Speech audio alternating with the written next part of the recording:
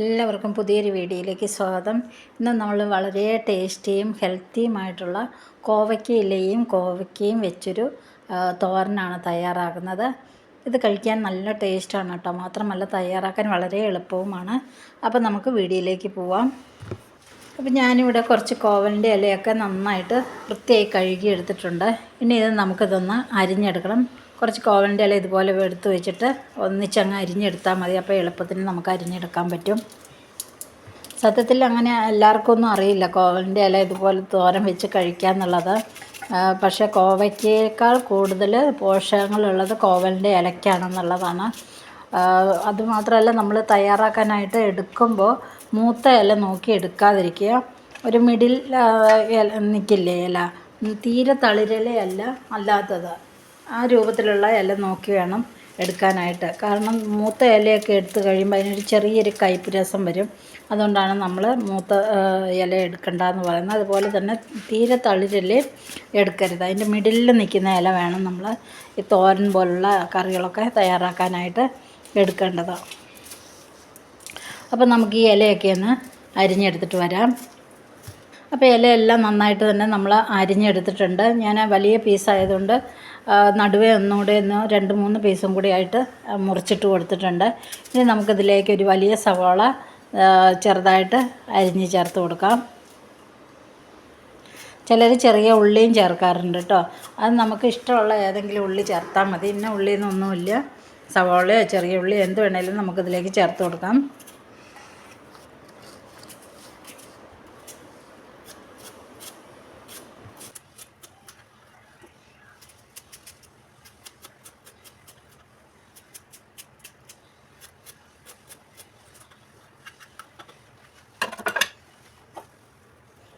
അപ്പോൾ കോവലിൻ്റെ ഇലയെല്ലാം നമ്മൾ അരിഞ്ഞ് മാറ്റി വെച്ചിട്ടുണ്ട്. ഇനി നമുക്ക് കോവയ്ക്ക ഇതുപോലെ തന്നെ ചെറിയ പീസുകളായിട്ട് നമുക്ക് അരിഞ്ഞ് എടുക്കണം. ആദ്യം ഇതിനെ 2 അറ്റവും കളഞ്ഞതിന് ശേഷം ചെറിയതായിട്ട് നമുക്കൊന്ന് അരിഞ്ഞെടുക്കാം. ഞാനിവിടെ ഇലയാണ് കൂടുതൽ എടുത്തിട്ടുള്ളത്, കോവയ്ക്ക കുറച്ചേ എടുത്തിട്ടുള്ളൂ. കാരണം നമുക്ക് ഇലയിലാണല്ലോ കൂടുതൽ പോഷകങ്ങളുള്ളത്. അപ്പോൾ അതുകൊണ്ട് തന്നെ ഒരു ചേഞ്ചിന് വേണ്ടിയിട്ടാണ് ഞാൻ തയ്യാറാക്കുന്നത്. ഇടയ്ക്കിടയ്ക്ക് ഞാനിതുപോലെ തയ്യാറാക്കാറുണ്ട്. പക്ഷേ യൂട്യൂബിൽ അങ്ങനെ ഞാൻ രണ്ടും കൂടി മിക്സ് ചെയ്തിട്ട് തോരനുണ്ടാക്കി ആരും കണ്ടിട്ടില്ല. അതുകൊണ്ടാണ് ഞാൻ ഇടാൻ തീരുമാനിച്ചത്. അപ്പോൾ നിങ്ങളിതുപോലെ തന്നെ തയ്യാറാക്കി നോക്കുന്നുണ്ട് കേട്ടോ. വളരെയധികം നല്ല ടേസ്റ്റാണ് കേട്ടോ. ചോറിനും ചപ്പാത്തി എന്തിൻ്റെ കൂടെ വേണം. നമുക്ക് ഇടിയപ്പത്തിൻ്റെ കൂടെയൊന്നും കഴിക്കാൻ പറ്റില്ല എന്ന് ചോദിച്ചു കഴിഞ്ഞാൽ കഴിക്കാൻ പറ്റും. പക്ഷേ ചപ്പാത്തിക്കും ദോശയ്ക്കും ചോറിനും ഇതിനൊക്കെയാണ് മെയിൻ നല്ല ടേസ്റ്റ് ഉള്ളത്.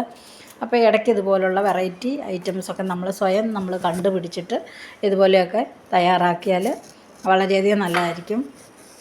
അറിയാത്ത ഒരുപാട് ഇലകളുണ്ട് കേട്ടോ.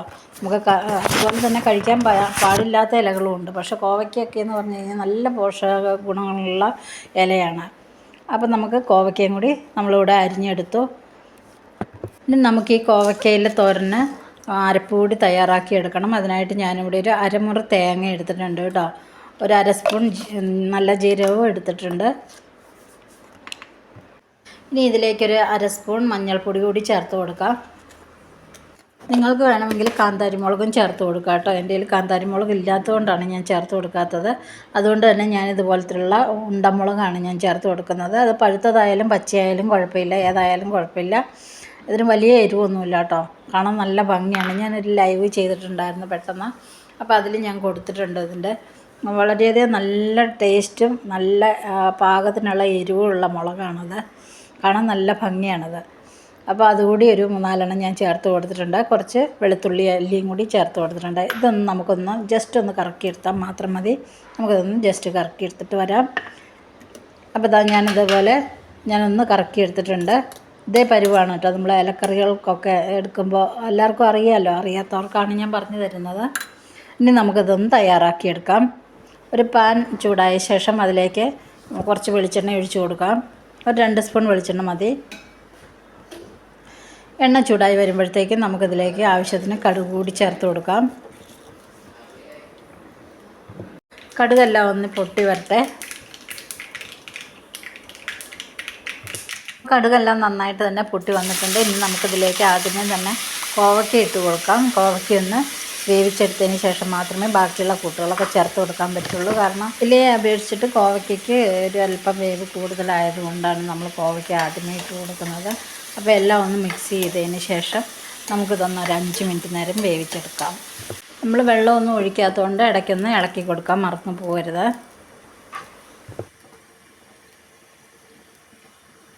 അപ്പം ഞാൻ 1-2 പ്രാവശ്യം ഞാൻ ഇളക്കി കൊടുത്തിട്ടുണ്ടായിരുന്നു. നമുക്കൊന്ന് നോക്കാം കോവയ്ക്കെല്ലാം വെന്തിട്ടുണ്ടോയെന്ന്.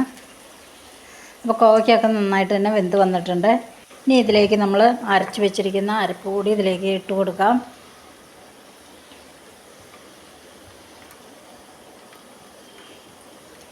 ഇതിൻ്റെ കൂടെ തന്നെ നമുക്കിതിലേക്ക് ആവശ്യമായിട്ടുള്ള ഉപ്പ് കൂടി നമുക്ക് ചേർത്ത് കൊടുക്കാം.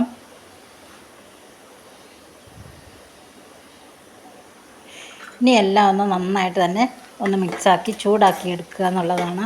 തേങ്ങയൊക്കെ നന്നായിട്ട് തന്നെ വേവിച്ചെടുക്കണം. കാരണം ഇതിപ്പോൾ ചൂട് കാലമായതുകൊണ്ട് തന്നെ പെട്ടെന്ന് തന്നെ അഴുക്കായി പോകും. അതുകൊണ്ടാണ് നമ്മൾ ഏത് കറി വെച്ചാലും നമ്മൾ നന്നായിട്ട് തന്നെ തേങ്ങയൊക്കെ ഇടുമ്പോൾ അത് ചൂടാക്കി വേവിച്ചെടുക്കുക എന്നുള്ളത്. അപ്പോൾ ഇനി നമുക്കിതൊരു 5 മിനിറ്റ് നേരം കൂടി നമുക്കിതൊന്ന് മൂടി വെച്ച് കൊടുക്കാം. അപ്പോൾ 5 മിനിറ്റ് ആയിട്ടുണ്ട്. നമുക്ക് തുറന്ന് നോക്കാം. അപ്പോൾ തേങ്ങയും കോവയ്ക്കയും എല്ലാം ഉപ്പും എല്ലാം നന്നായിട്ട് പിടിച്ച് വന്നിട്ടുണ്ട്. പിന്നെ നമുക്ക് നമ്മുടെ ഈ കോവലിൻ്റെ ഇല ഇതിലേക്ക് ചേർത്ത് കൊടുക്കാം.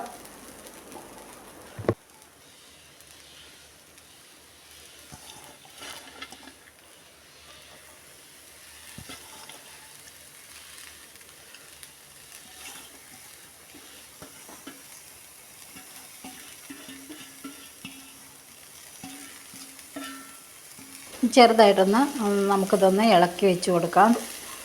നമ്മൾ ഈ ഇലവർഗ്ഗങ്ങൾ വെച്ച് കഴിയുമ്പോൾ പിന്നെ നമ്മൾ അടച്ച് വെക്കരുത് കേട്ടോ.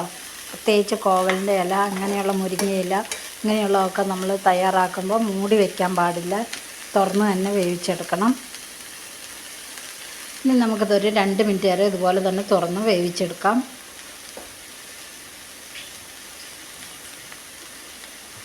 അപ്പം നമുക്കിതുപോലെ ഒന്ന് 1-2 പ്രാവശ്യം ഒന്ന് ഇളക്കിയെടുത്തതിന് ശേഷം നമുക്കിതുപോലെ ഒന്ന് ചിക്കിയെടുത്താൽ മാത്രം മതി കേട്ടോ.